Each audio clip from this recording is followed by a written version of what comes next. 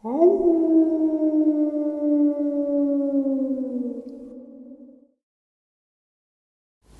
greetings and salutations, everyone. I hope everyone is doing well today. Today, I have a very horrifying encounter to share with you all. Before we get into it, though, a couple links. As you know, I rely on Patreon, PayPal, and my merch to help the channel to continue to grow and go. The links to Patreon and PayPal are in the description below, my merch displayed directly under the video. Also, Dogman, Frightening Encounters, Volume 1 through 3, the audiobook versions. They were written and researched by Tom Lyons, narrated and produced by me, Jeff Nadolny. Those audiobooks are available on Audible, Amazon, and iTunes, the links to which are also in the description as well. And finally, last but definitely not least, if you'd really like to help support this channel to continue to grow and go, simply subscribe, click that like button, and please leave a comment. It really does help, and guys, it definitely matters. Now, everyone, I have taken far too much of your time. Let's get on with today's upload, shall we? Just so that you have an idea of my background, knowledge, and experience, I grew up all over the rural southern United States, from the Appalachian Mountains to the swamps, backwoods, and bayous of the Deep South, where I spent most of my free time deep in the woods up until my early 20s. I spent a lot of time hiking, camping, hunting, and fishing, and I've always felt at home and at peace miles from nowhere. The more remote, the better. I'm well educated. I have a degree in the field of science, and I've seen various types of wildlife like coyote, wolves, panthers, and bears in the wild. When I was about 17 years old, my family moved to the Florida Panhandle. The woods in that area and around my house went on for many, many miles, and are only interrupted by the occasional creek, river, country road, or farm. There really are many miles of woods that see very little traffic out there. I was told by locals that the area around my home had a special significance to the Native American, and on a few occasions people alluded to things being odd in that area, but no one ever told me anything specific. If anything, the few who seemed to know anything got weird and quiet if I pressed them about why they made remarks about the woods.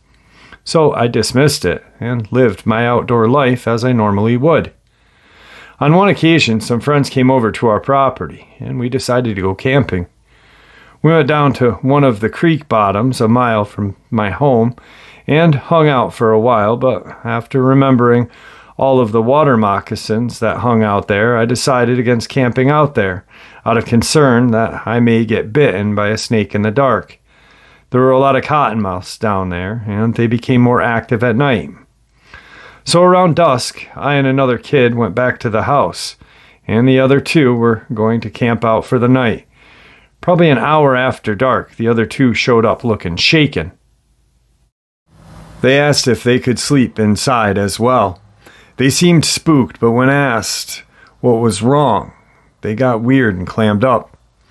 The next day, we went back to the creek bottom and goofed around doing the usual teenage stuff. One of my friends had brought in a rifle, which he seemed eager to try out. It was one of those old SKSs.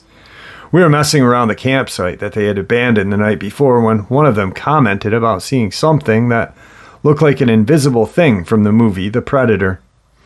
I thought they were being silly, but they insisted, so we looked around and saw nothing.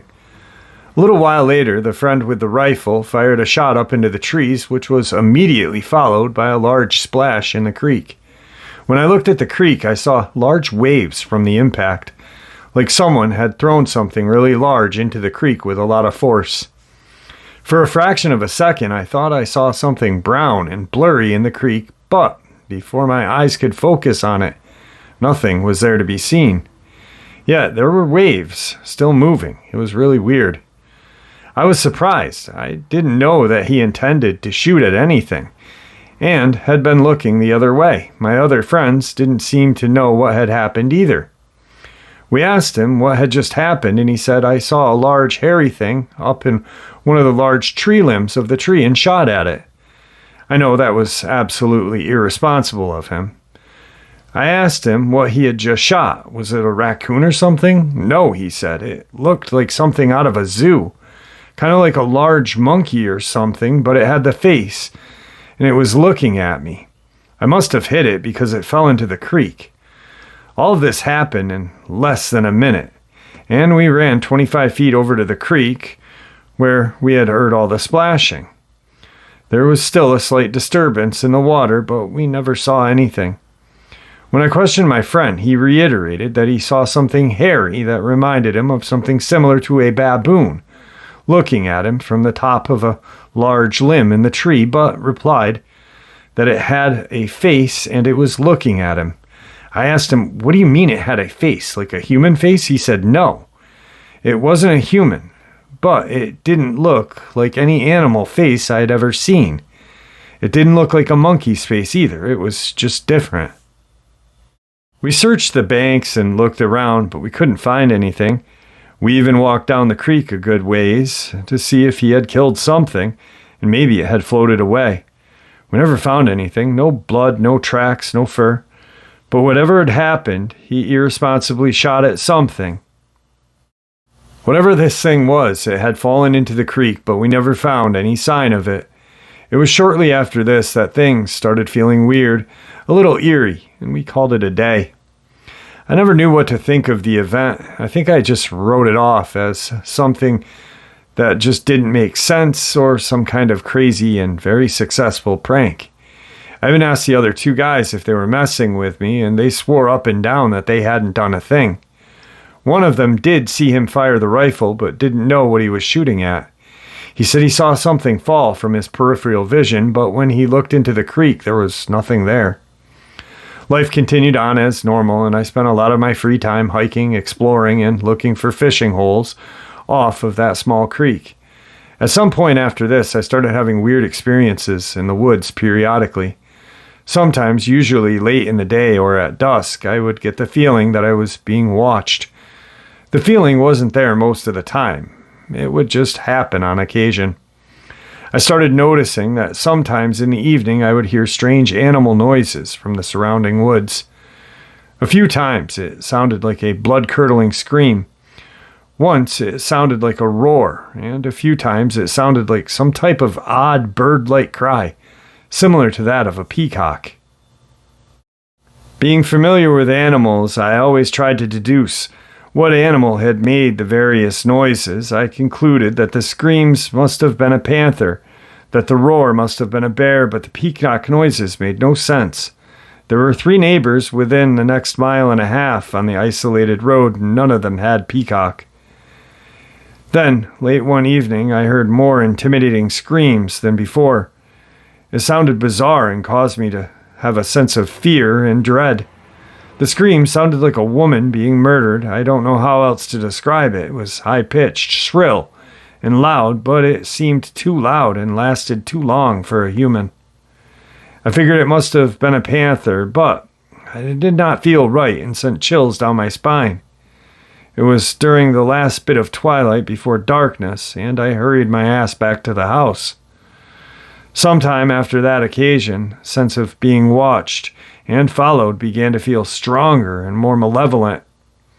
On a couple of occasions after, when I was in the woods, I felt that I was not just being watched, but I was being hunted and my life was in danger.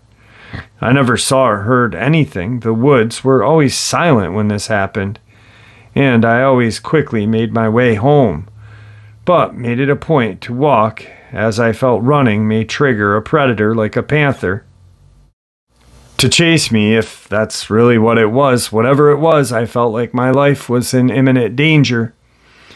It was a consuming feeling like nothing I had ever felt before.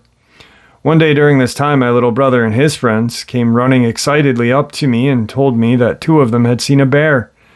Being that this area had been heavily hunted for many years, there were supposed to be no bear anywhere near this part of Florida. I asked them what they had seen. They said they had turned around and saw the hind end of something on all 4s walking into the edge of the forest. They only saw the very end of the creature, and could only see the upper part of its back legs and its back right above the legs. They said it was brown and it had hair, and it was much too large to be a dog, so what else could it have been? A bear? Again, there are no bears known to exist anywhere near here. At some point after this, I was out hiking again one day. I had made it a point to bring my shotgun loaded with number 4 shot, which is the largest pellets I had at the time. I had begun carrying it when I hiked as a precaution to whatever was out there. I was still leaning towards a panther. I didn't know what else it could be that would stalk a human and go undetected. I had noticed that strange feeling at various staged sounds seemed to happen around dusk or night, so I had started making it a point to be back home well before dark. This time I had stayed out too late. Dusk was beginning as I was making my way home when I felt it again. Something was watching me. No, it felt like something was after me. The level of fear and the senses that this thing triggered were completely different from anything I had ever felt before. I knew at that point I was being stalked, but I couldn't see or hear anything as I made my way home. Whatever the thing was, it seemed to move with me as I had walked hundreds of yards, but the feeling had only grown stronger. I felt like my life was in peril, like something was about to lunge out and kill me. Every hair on my body seemed to be standing on end, and I felt certain that whatever it was, that shotgun was not going to stop it. Despite the terror I was feeling, I forced myself to stop and scan the woods, looking at both the ground and trees, thinking that I may see a panther nearby readying itself to pounce. There was nothing that I could see or hear. Everything was deathly quiet. It was about this time that I first remember an inner voice saying something like, "Don't stop. Go, quick, don't run." I started praying as I was walking home. In every fiber of my being, I felt a sense of malice and intent. Whatever it was, it wanted to kill me. I felt sheer terror, sheer dread in a way that I had never felt in my 17 years of life. Now remember, I grew up in very rural areas full of remote and isolated spots. Those places where I felt the most peace. Animals did not scare me, but whatever this was, it did. That feeling was terrifying and consuming. It was all that I could do just to walk home clutching my useless shotgun, praying to God to protect me, and He did. Usually when I got within 200 to 300 yards of my house, the feeling would subside. This time the feeling followed me right up to about 50 yards from my house. I continued praying, and as I reached it, the feeling eased off, but I felt like whatever it was nearby watching. From that day on, I started occasionally feeling a malevolent presence emanating from the nearby woods. Sometimes it didn't feel safe in my own yard at night. I remember one time when I had walked into the backyard and I heard a scream again. It sounded like a woman screaming in terror, only extremely loud and lasting far too long to be a human. And then it transitioned into something like a baby crying, or the crying changed to become distorted and twisted, and it just felt and sounded like something that was wicked was trying to frighten me. From that point on, I avoided the woods, especially while alone or in the evening. I turned to partying and tried to push the events from my mind. A year or two had passed without incident, and I had gotten too relaxed. Sometimes I get the occasional itch to go for a stroll at night. The moon was mostly full. The sky was clear with lots of stars. It was a bright, beautiful, early autumn night. I still had enough apprehension to stay out of the fields and woods, especially alone at night, so I decided to go for a walk down the rural country road. It was probably around midnight. I had walked several hundred yards down the paved road and cut across the corner of someone's cow pasture to get to the dirt road. I had gone through an electric fence and had made it about 50 yards through the pasture when I heard something moving in the adjacent cornfield on the opposite side of the dirt road from the pasture. I stopped and listened, and I heard the sound of something large moving quickly through the corn rows. At first I thought it may be a deer until I realized that the steps and movements sounded bipedal and large. Several times it moved and then paused, then moved through the corn quickly again. After hearing the movement several times, suddenly the sound of movement was followed by the sound of a rabbit squealing. I instinctively crouched, peering into the darkness. Up until this moment, I had only been curious as to what kind of animal I had gotten close to. I had no way of fathoming what was about to step out. I saw a large bipedal figure walk from the cornfield. It crossed the dirt road and stepped over the electric fence mid-stride without pause or effort. In the bright light of the moon and stars, I could make out some details. Its head had a significant wolf-like feature, long snout and pointed ears. It was taller than a human, maybe 7 feet, possibly more. And it walked leaning forward with its shoulders hunched forward, like it was slightly crouched. It was covered in fur, but that fur or hair seemed thinner and shorter on much of its torso and arms. I remember noticing that it had a very lean, powerful, muscular build. Its arms seemed unusually long and hung low as it moved, and it clutched something in one of what appeared to be long hands. I couldn't make out its color because of the limited light. It just appeared dark-colored. I never noticed a tail or whether it had double knees these creatures are often portrayed having. Despite being a semi-bright night, a lot of its body, from the waist down, was obscured in shadow. It crouched on the ground, clutching the rabbit in both hands, and started hearing wet and crunching noises and realized that it was eating the rabbit. It was squatted low to the ground, holding it in both hands, eating it like you might eat fried chicken drumstick or a thigh with 2 hands. At this point, I guess it couldn't have been more than 40 yards from me. It's hard to remember details you don't think about at the time many years later. I had on a camouflage jacket and jeans, and I remember trying to make myself small while crouching and hoping it wouldn't notice me, when it paused and sniffed as if smelling something. Then it raised its head and sniffed the air again.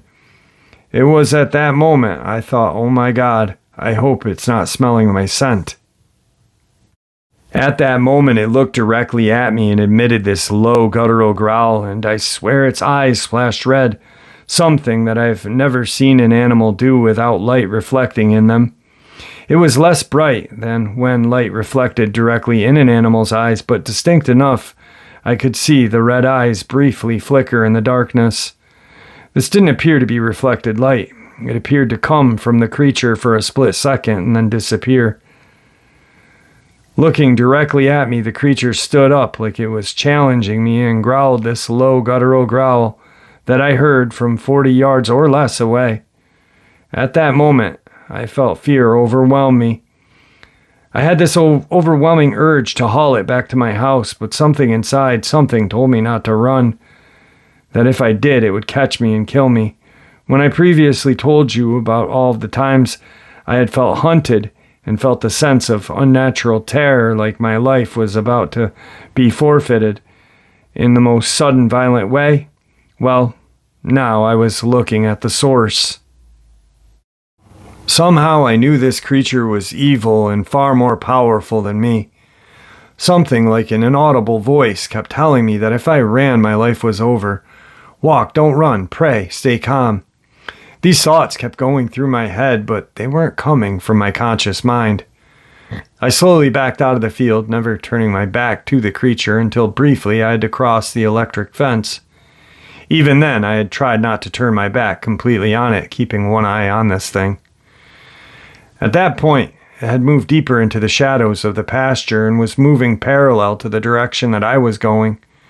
I would occasionally hear it moving through the field, still staying parallel to me as I had began to walk down the paved road towards home. As I moved down the blacktop, I came to a section of woods with no homes or lights nearby. I had to walk through at least a few hundred yards of wooded road to get back to my house. And there was only one house on the way, no lights anywhere, and nothing but woods. The thing tracked alongside of me the whole time, moving through the woods in the darkness with absolute ease. Occasionally I would hear a branch break or a swish of vegetation, and a few times it stopped to growl that low guttural growl at me. It's odd that I could hear a growl. I don't think I could have heard a dog growling at that distance. The entire time I felt this overwhelming sense of dread, inescapable death. I continued to listen to that internal voice and prayed hard the whole way. It kept telling me to walk, not to run, to pray. I prayed. Oh, did I pray?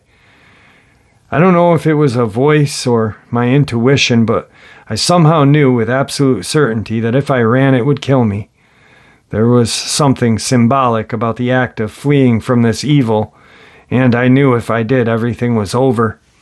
As I walked through the dark, wooded stretch of road, I remember wondering if any of my remains would be found, and if so, what would they claim did it? I kept feeling like I was going to be killed at any moment. Time seemed to drag. It seemed like forever until I got close to my house. I finally reached my driveway and even walked backwards up the hill to the house because I did not want to turn my back to this thing. Sure enough, it was across the road from my house, growling from the edge of the tree line and brush. I finally bolted when I got about 10 yards from the door. I ran through the house, locking doors and grabbing my old shotgun, even though I felt certain that the small game loads I had in it wouldn't do anything but upset this creature. I was too afraid to look out the windows, as I knew it was outside and feared seeing it looking back at me. The feeling this thing gave me was not just a dangerous one, it was an evil feeling, like this thing was wicked, unnatural. I sat in my room and prayed, if memory serves, until dawn broke. A few weeks or months later, I'm sorry I don't remember the specifics, my little sister came downstairs sometime around after 1 a.m., white as a ghost and panic-stricken. She was terrified. You could see it all over her. When I asked my family what was wrong, they told me she had seen a bear crouching outside of her window. She had woken up to a terrifying feeling and knew something was watching her sleep, and when she looked out her window next to her bed, she saw a bear with red eyes staring at her. My sister slept in a bedroom on the second floor, but the garage adjoining that part of the house was one story. Something had climbed up on the roof of the garage and had been intentionally watching her through the window. I asked her point blank if she's sure it was a bear. I could tell she was terrified and did not want to acknowledge something. She responded with, it was covered in hair and had big red eyes and was staring at me, sleeping through my window. I was asleep, and when I woke up with a feeling of terror, I knew something was watching me. I felt like it was bad. I'm paraphrasing, as this was many years ago. I was generally too afraid to go into the woods around my house after that, but when I did summon up some courage, I would periodically have an abruptly stop hikes in the woods near the house. Everything would be fine, and then I would suddenly become overwhelmed with an ominous feeling that I was living on borrowed time, that the creature was stalking me, and that it was going to kill me. I almost always left immediately, feeling like the shotgun in my hands that I carried was useless. On multiple occasions when this happened, I felt that inner voice again telling me to leave, walk, don't run, pray. On a couple of occasions that I lingered momentarily scanning the woods for the creature, I never saw anything, but it felt like it was growing closer and closer.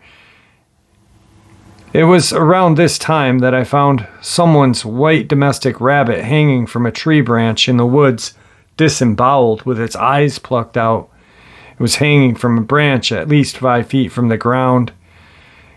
It struck me that it was like it was meant to be seen or found, as if it was placed in a highly visible location right behind someone's property line at eye level at the edge of the field where the creature would frequent. It just seemed significant. It was about that time that I learned that Native Americans lived on nearby adjacent property who were reputed to use blood magic. That was evil and bad stuff. I was told this by another native who told me to stay away from them. I'm part native as well. We lived near a reservation, and multiple natives had told me about someone that was known as a shapeshifter, someone who had reportedly demonstrated their ability to shift into animal and that had ties to this family. A few times, someone told me something like that they were acting like it was a taboo thing and they should not be speaking of it. I don't know if that's relevant, but it feels like it all may be connected. A couple years later, a friend of mine came to pick me up and take me to a nearby city. We pulled out of my driveway after midnight, and right down the road from my house we saw a pair of huge wolves standing a few feet from the road, calmly watching us, even staring at the car from a few feet away as we passed. Their presence and behavior just seemed and felt very unnatural, and my friend who had grown up there freaked out. He became pale, sweaty, and started stuttering, telling me, "Those are wolves. Those are huge." The only wolves in Florida are a few red wolves, which almost look like large coyotes. They have reddish-brown coloring and are very small for a wolf. These individuals were silverish gray and black, and I guess they looked to weigh at least 180 pounds. One of the smaller than the other, and when I looked at them I instinctively knew they were a pair, one male, one female. The red wolves aren't present anywhere near this part of Florida's panhandle, and this was something entirely different. I questioned my uncle, a state biologist and huge outdoorsman, and he told me that there were very few red wolves in Florida, and they were nowhere near that size, and there were none anywhere near me. Similarly, there were not any red-eyed ones, roof-sitting, window-paring bears in the area, as all bears in the area had been hunted out many years ago. I don't know what the true nature of what I experienced was, but it always left me with a sense that it had a very strong supernatural element. Yes, these things had physical forms, but there was just something more, something supernatural. My friend knew something, but he was so terrified that all he would tell me is that there were natives in the area, and that part of the woods was special to them. And then he would get even more terrified look on his face, clam up and change the subject. He used to have a house in the immediate area, and said strange things happened there, something bad around the house, something in the woods. He told me that their house mysteriously burnt down one day when no one was home. They had it rebuilt, and it caught fire and burned down a second time when no one was home. Whatever happened spooked them so much that they bought a new home many miles away, and he was spooked to even think about it.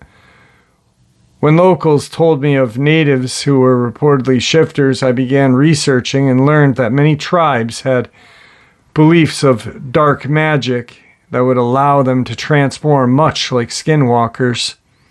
These rituals are always dark rituals that involve blood, sacrifice, or some other dark or evil deed.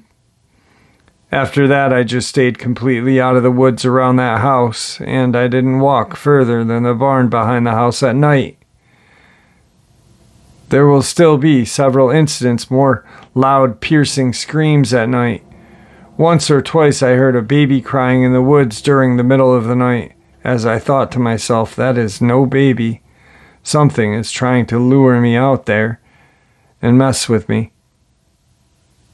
The sound changed from the very distinctive sound of a baby into something wicked and unnatural, almost evil, twisted mockery of a sound of a baby crying. I felt that it was literally trying to mess with me, trying to instill terror, letting me know that it was still out there. One time I had to talk to my brother and friend about going out into the woods and looking for the baby. And again, as soon as everyone agreed that there couldn't possibly be a baby crying that loudly in the woods in the middle of the night, the sound changed into something wicked, which would curdle your blood.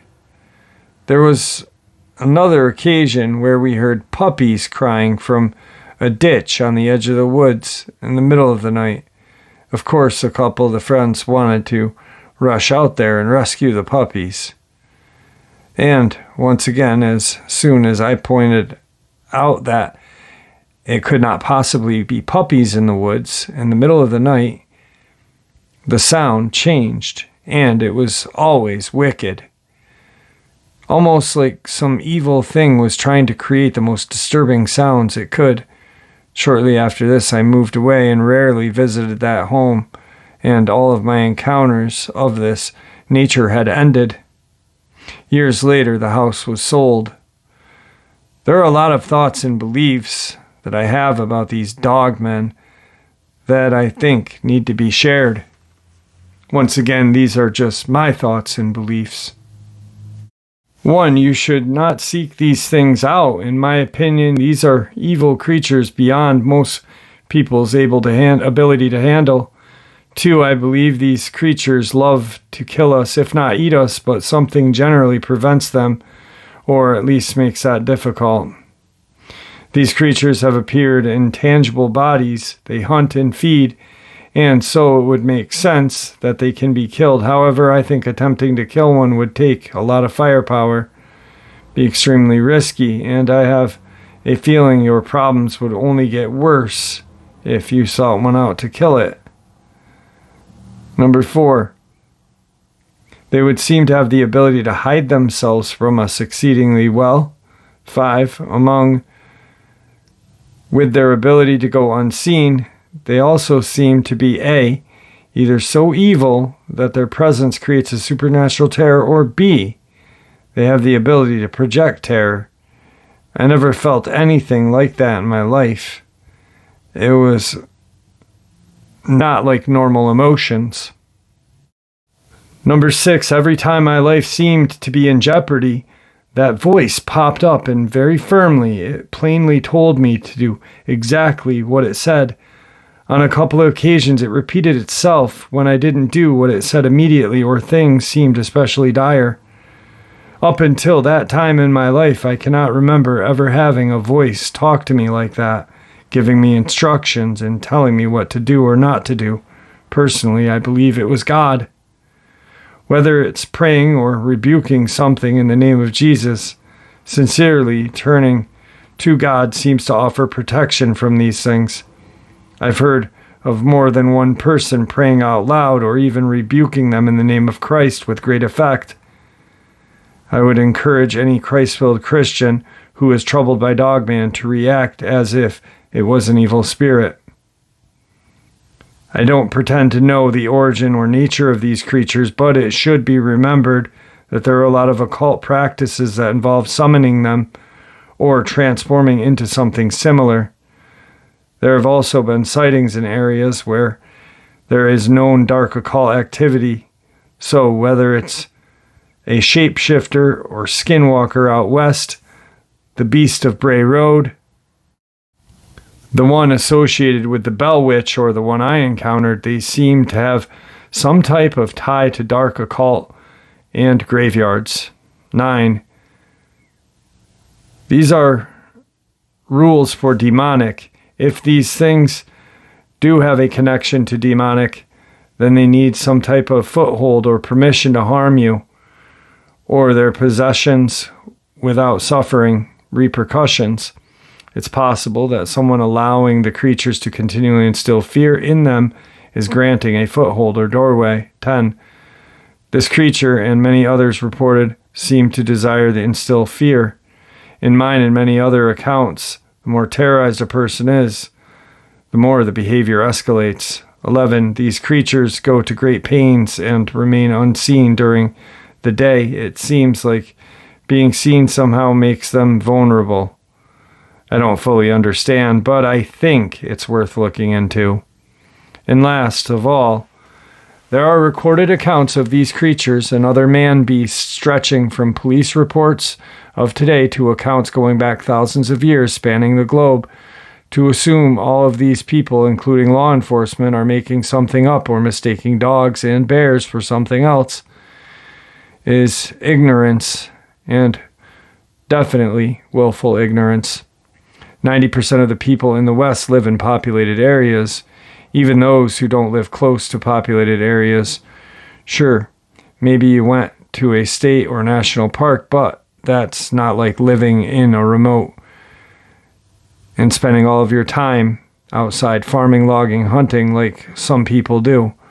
A lot of people who do live like this have seen things, but they don't want to talk about them. Generally, either they are scared or don't want negative attention and judgment. I hope that when someone tries to say people are mistaking bears and wolves and coyotes for dogmen, they realize insinuating that would be ignorant. Thousands and thousands of reports from across the globe spanning thousands of years. To propose that this is to assume someone who didn't witness an event has a superior understanding to all of those who witnessed events. I don't know, but I wonder if some people confuse Dogman with Bigfoot. A lot of the time, the described behavior will sound like atypical Dogman behavior, climbing on roofs, stalking, twisted mimicry of people and animals, and generally trying to terrorize, if not actually harm, someone or their animals. Most of the Bigfoot encounters I've heard of where they have actually seen a head of the creature and know it's a Bigfoot. The Bigfoot just wants to be left alone, may scare the person away, and worst, may eat your dog. There are exceptions, of course. Dogmen, on the other hand, from the things I've experienced, there's nothing good about it, and it's very dangerous and cunning. That is a very terrifying and detailed set of events that this person experienced. I do believe in the power of prayer. On the live stream last night, someone asked me if I believe in God. Now, to me, when I say Great Spirit, I'm referring to God. I do wear a cross. I do believe in Christ. I do believe in certain parts of biblical scripture. I don't believe that just prayer alone will keep you safe from these creatures at all. I've heard accounts of people praying and nothing happening. Yes, there are accounts that we've heard that people pray and for some reason they stop. But there's also been accounts that they do pray and they don't stop. The person that shared this really did a wonderful job of sharing their theory and their views and their beliefs, not just being adamant about one of their beliefs being the only thing to accept. I believe that, yes, prayer will work, but I believe that you also need to be armed while going in the woods. And if you have the capability of purchasing very good ammunition, then use it. Whatever firearm you use while going in the woods, spend a little extra on a better round. Do research on a better round, I love Fort Scott, but I know there's other rounds out there that are just as good. None that I've seen that have taken out a bear with a 9mm rifle or a pig with a 9mm rifle. A hog, whatever you want to call them. Feral hogs. But yeah, these are just monsters, and they do enjoy terrorizing us. But sometimes Bigfoots do as well. All encounters are not the same. So, anyway, I hope you guys enjoyed today's upload as much as I enjoyed sharing it with you. I want to thank you all for all of your support. And may the Great Spirit watch over us all, and may He guide us down that path that we call life.